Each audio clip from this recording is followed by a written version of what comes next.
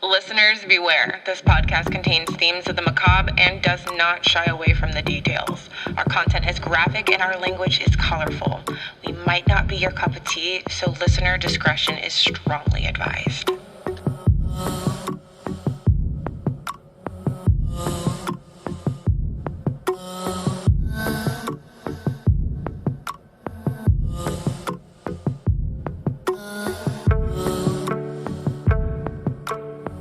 You have tuned in to The Killer Tea, a podcast hosted by two best friends with a proclivity to decipher the deeply demented minds of murderers.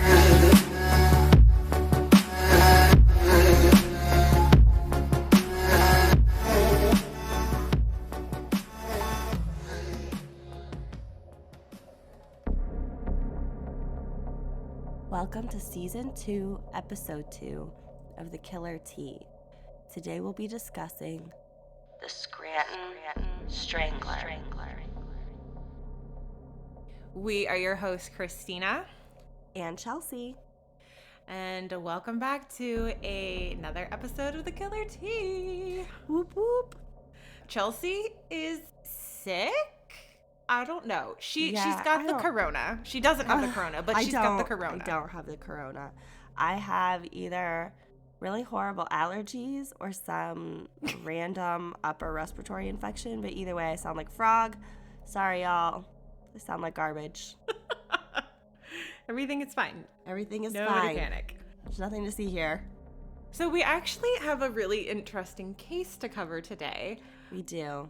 Being season 2, we've decided to try some things with our format, and today's actually going to be a mini-sode.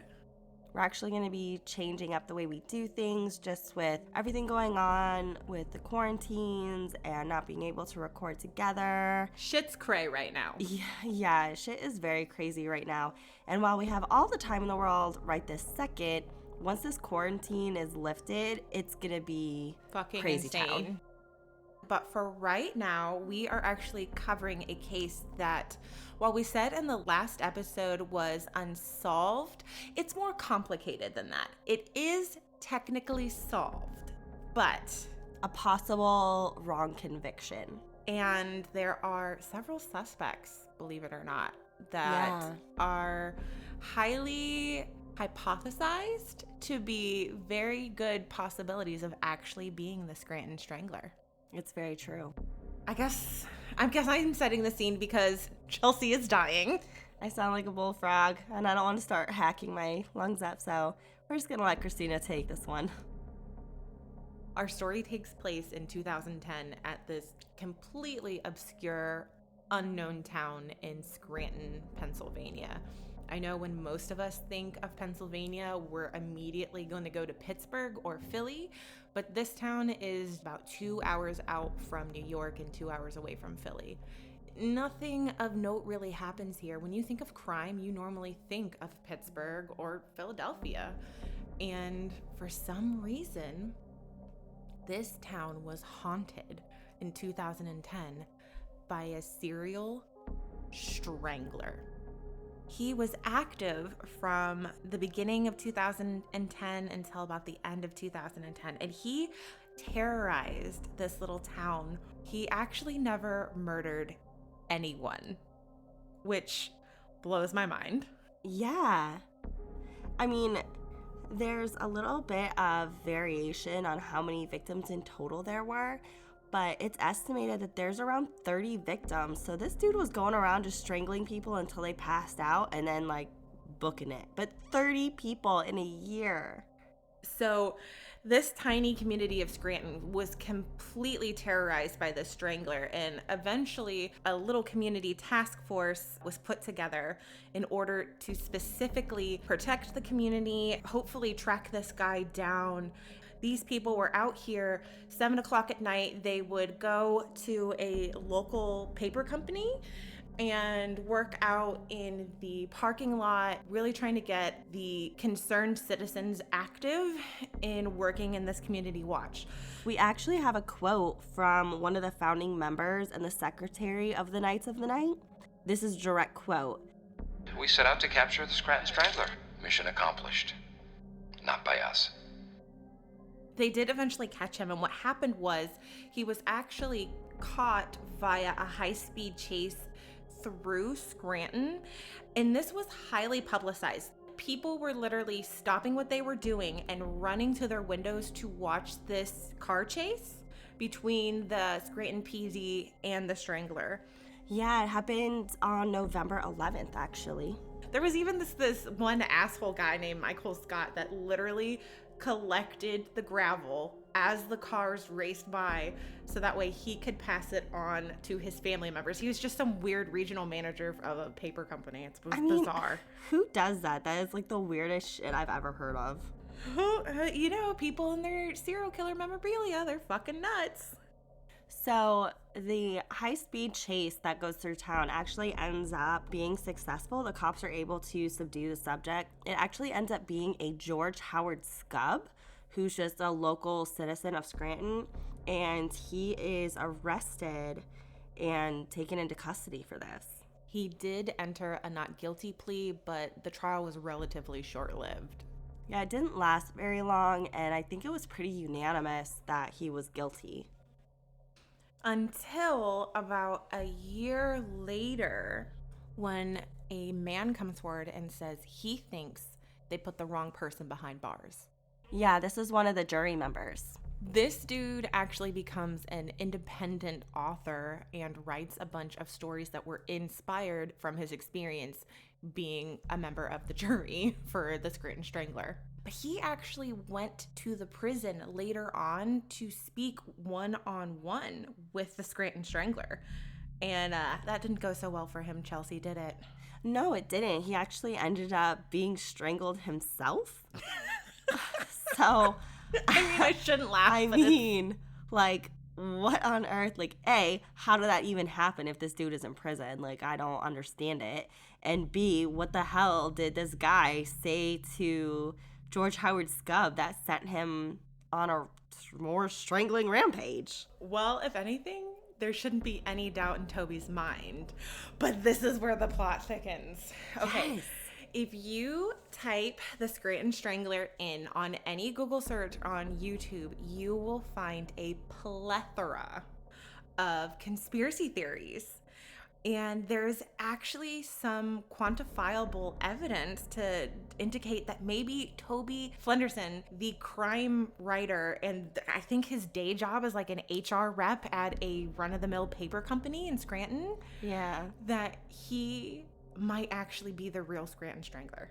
I mean, there's a lot of really convincing evidence there that he really could be.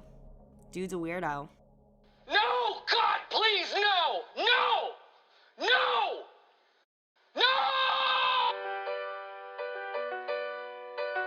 Okay. I can't do it anymore. This is the most ridiculous fucking idea that we have ever had. If you haven't figured it out yet, then you're probably not a fan of The Office, but April Fools! Oh, God. So Chelsea and I decided to release an episode one day ahead of time. Yes, it is a mini-sode. And yes, it was about the Scranton Strangler. Unfortunately, fortunately, the Scranton Strangler is totally fictitious. It's part of a running gag from the popular show The Office, which, you know, me and Chelsea fucking love. Hopefully you caught on fairly quickly if you're a fan of The Office. If not, you're probably going, what the fuck? So, yeah, happy April Fools. Welcome to more of our bullshit. Truth be told, we are just kind of fucking winging it with this episode. I am exhausted. Chelsea is exhausted. Chelsea is currently homeschooling, still working her day job, and being a stay-at-home / work-from-home mom. She's got so much on her plate, and I'm, trying to not let my business die in the fucking water.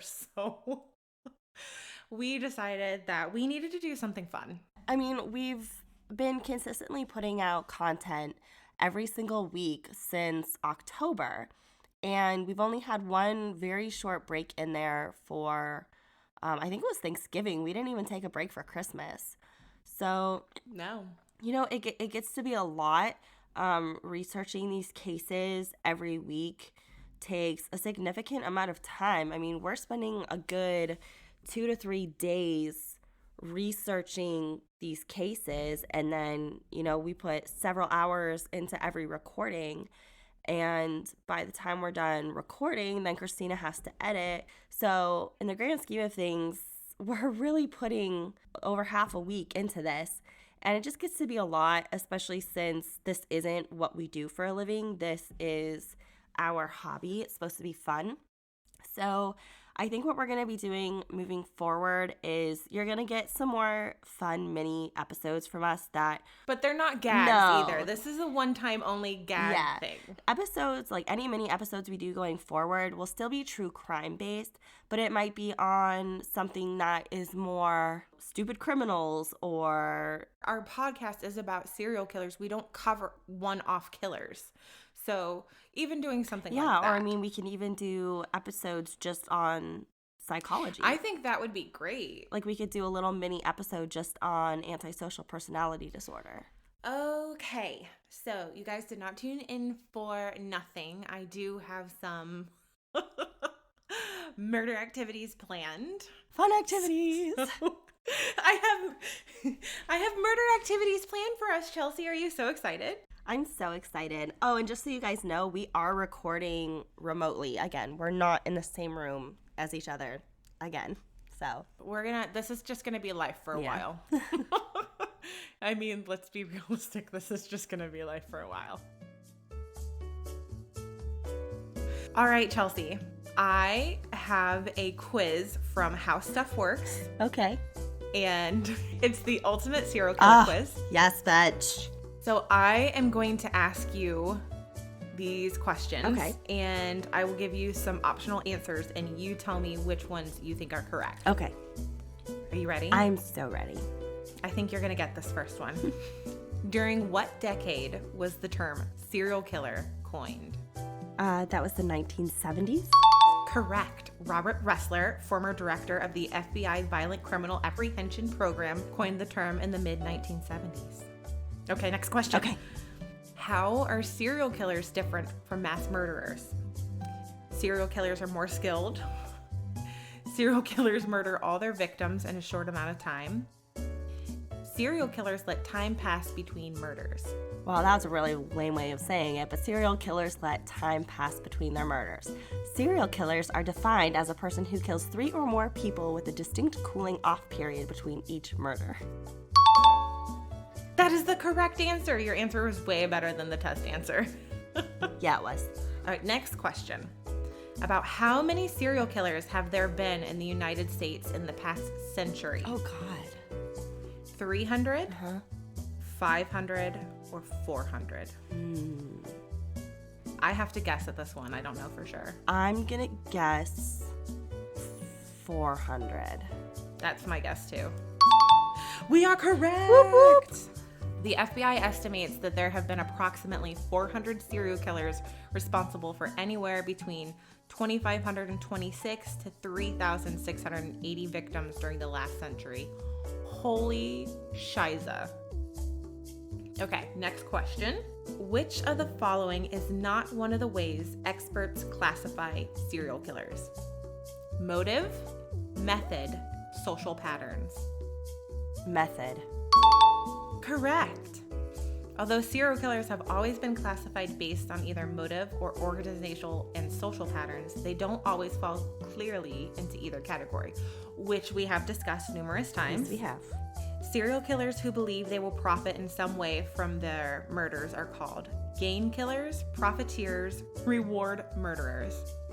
The first one, I think. Gain killers. Correct answers.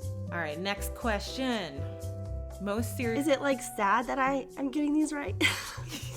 You haven't missed one yet, so we're doing great. This one's super easy. Okay. Most serial killers are A, young white men, B, middle-aged white women, or C, young black men. Well, I'm going to say young white men, although I thought it was more middle-aged white men, but okay.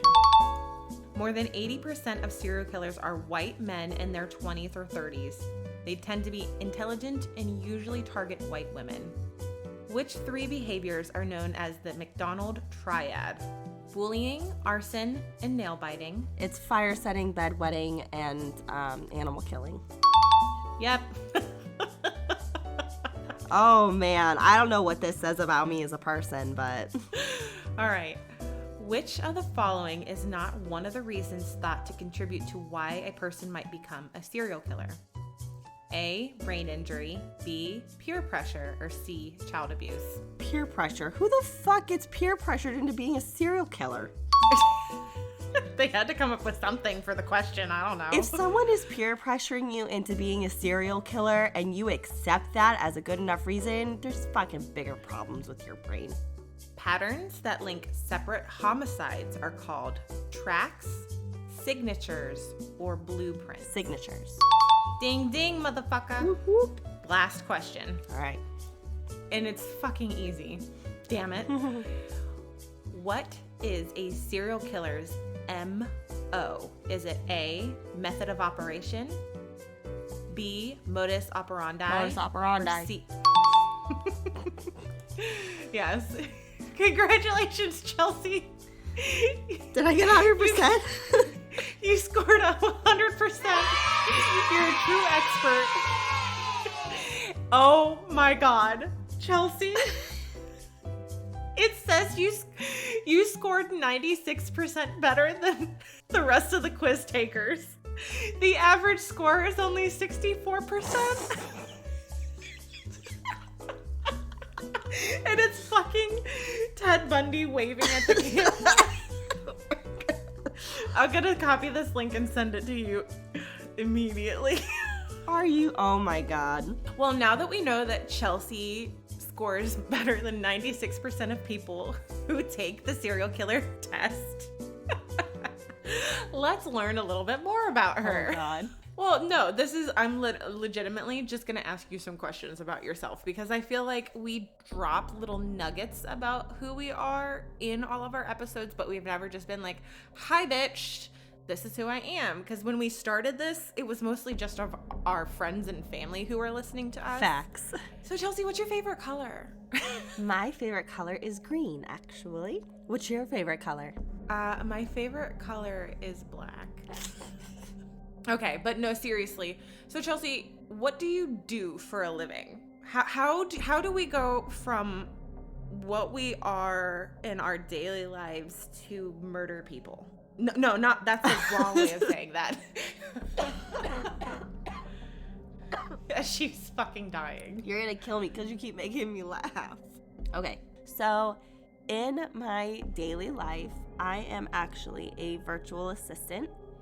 And I'm a virtual assistant in the more traditional sense of a virtual assistant. I'm not a social media manager, so I help with emails and client management, and I do some ghostwriting. I work with some bloggers, helping them get their blogs written. Yeah, that's what I do. So, like, surface level, she's normal. Yeah, if you met me on the street, aside from me being incredibly socially awkward, you'd be like, yeah, that's a pretty normal chick. We're talking Ugg boots, leggings, and Starbucks. Oh, basic ass white bitch. That's me. Yeah. Blonde hair, so, Ugg boots, leggings, a child on each hip, and a cup of Starbucks. I feel like I kind of fit the trope a little bit more of somebody who would be into serial killers and murder. I'm like the black hair, black nails, and covered in tattoos. So tell us, Christina, what do you do for a living? I take pictures of naked women. It's real. It's like, okay, that is what I do. But if I was going to give you my professional pitch, I own a woman-led photography studio that takes intimate pictures of women, for women, by women. My whole MO, my modus operandi, is empowering women and all of that stuff. And then in the nighttime, I come and record a podcast about killing women. So, all of these things go hand in hand. So we just have two kind of unassuming jobs and a shared love of psychology. We have mentioned this from time to time, but Chelsea actually has some real credibility to the psychology. I don't. I just am a hobby person who likes to see how brains work. But can you tell people a little bit about your psychology background? Yeah, so I actually started my college journey off in nursing school and quickly realized that nursing wasn't for me. Not because of, taking care of people or anything like that. I'm squeamish. And yeah, I couldn't handle it. So I'm squeamish. Here's my murder podcast. Okay, well, when you see the shit that I've seen, I worked as a nursing assistant in a nursing home, and I saw some shit, and I was like, no, not for me. Yeah, I'm all set. I changed my major, and I worked as a pharmacy technician and buyer. I used to call myself a drug dealer for funsies. But I actually was a pharmaceutical purchaser, so I worked at a children's hospital, and I was responsible for making sure the pharmacy was well stocked. So, drug dealer, right? Drug dealer. While I was in school for that, I quickly discovered my love for psychology and looked into going to school to be a psychiatrist, realized I didn't want to go to school for forever, and continued on with pharmacy, and then quickly realized that while I liked pharmacy, it wasn't enough. And so I went back to school to become a psychologist anyway, just, 2.5 years later, and got my bachelor's degree in psychology, and then went on to get my to start my master's degree in counseling psychology, and got pregnant with my second child, my son, and couldn't keep up with the school full-time, working full-time, having a 2-year-old, and being 9 months pregnant. My brain just, for some reason, was like, we can't do all of these things. It's kind of a lot. So I decided that I was going to take a year off to, give birth to my son and let him get into a routine. And that was 3 years ago. So. But now she's an entrepreneur, so I think sometimes when we listen to all these different podcasts, we think that this is what the people do full time. And as much as I would absolutely love to have this be my full-time job, that's just not what it's like. So I think it's cool that maybe if we are able to show everyone kind of who we are. We're both moms. Like she was saying, she's got 3 babies, all almost 6 and under, but right now 5 and under. And I actually have a 14-year-old daughter because, hi, I was a teen mom. And this is just what we do to decompress, weirdly. Yeah. Weirdly enough. But yeah, my point being, we're just 2 normal chicks talking about serial killers. Yeah. Okay, so, and us talking about us having our normal lives kind of leads us into how we're going to be moving forward from here. Like we said, we do want to start putting out some more mini episodes, so leave us any interesting one-off cases or any psychology stuff that you would love us to cover. We're happy to do it. So let us know what you want to hear from us. And then going forward, we are probably going to start releasing every other week from here on out, at least until things really chill out. I don't know. We're going to have to kind of see what happens, and if we're able to start really recording ahead to where we're not having to record every single week, which gets to be a lot. We want to have really solid information for you guys, and that just requires us to spend more time on it, and with our day jobs, we're kind of burning the candles at both ends. So yeah, we want to show up. We want to show up and be present and have fun. I mean, I had to sit down and talk to Chelsea about it because for what the economy is going to be like after this, it means I'm going to have to throw everything into my business and try new things. And that means my energy can't be a candle burning at both ends, like what she said. So we're going to try this new schedule.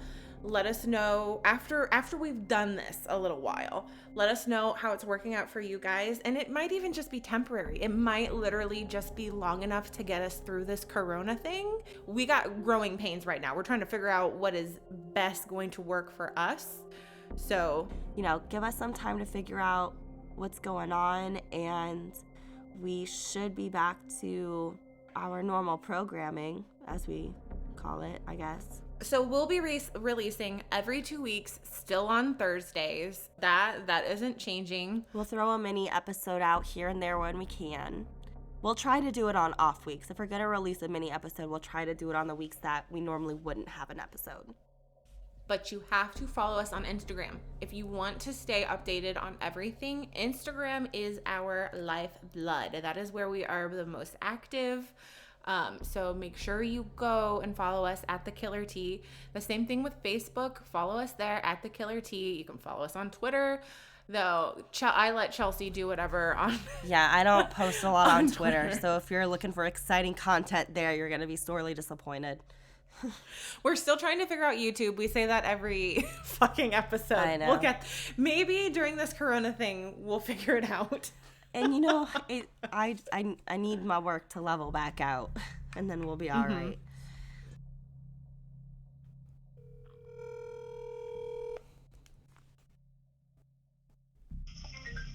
Hello? Hi, we forgot to do the ending of the episode. What do you mean? We didn't say our until next time. Bye. Oh, no. But that's okay. I'm going to add it in right now. We're literally recording the end of the episode right now. Oh, okay. First things first, we need to tell Tara happy birthday. So, happy birthday, Tara. Happy birthday, Tara. And until next time. Bye. Bye. God, let's just fuck everything up this week. Join us on the next episode where we discuss the murderess Elizabeth Ridgway.